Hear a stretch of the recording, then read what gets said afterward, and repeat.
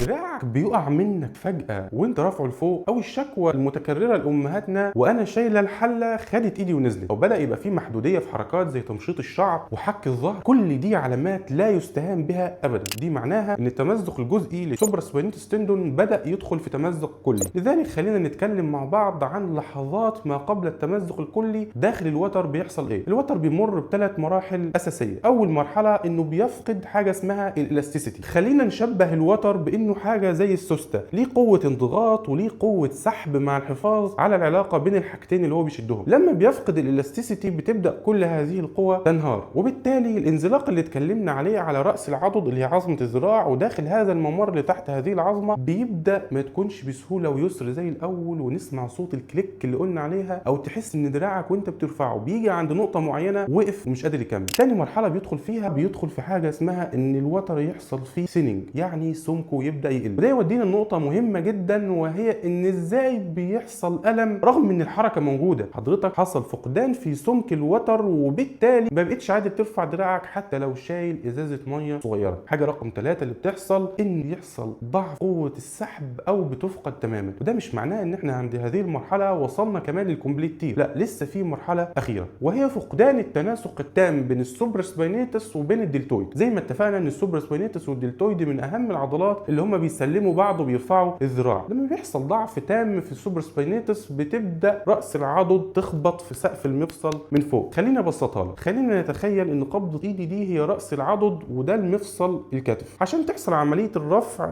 الراس نفسه بيلف بهذه الطريقه داخل المفصل. ده في الوضع الطبيعي. لما يحصل ضعف في السوبرا سباينيتس والدلتويد تبقى هي اللي شغاله، بتبدا الدلتويد تخبط راس العضد في سقف المفصل من فوق. وهنا وتيره تحول التمزق الجزئي الى تمزق كلي في الوتر بتبقى بشكل متسارع جدا، وتبقى اول علامه بالنسبه لنا ان دراعك يقع منك فجاه. دي اسمها علامه دروب ارم باترن. لو بتحصل معاك العلامه دي فانت لازم تتحرك فورا، ولازم تتعامل مع دراعك على انه كومبو كامل على بعضه. ما ينفعش تروح تعالج المشكله على بعضها وتسيب لوح الكتف وتسيب باقي العضلات اللي حصل فيها مشاكل وما تعالجهاش. نرجع بقى لاهم نقطه عايزين نتكلم عليها، وهي ان الوعي بالتمزق الجزئي اهم بكتير من الوعي بالتمزق الكلي، لان وعيك بالتمزق الجزئي ممكن باذن الله يمنعك انك تدخل في مرحله التمزق الكلي لو انت فاهم انت في اي مرحله وهتحرك على اي اساس. وده اللي هنشرحه مع بعض باذن الله خلال الفيديو اللي جاي.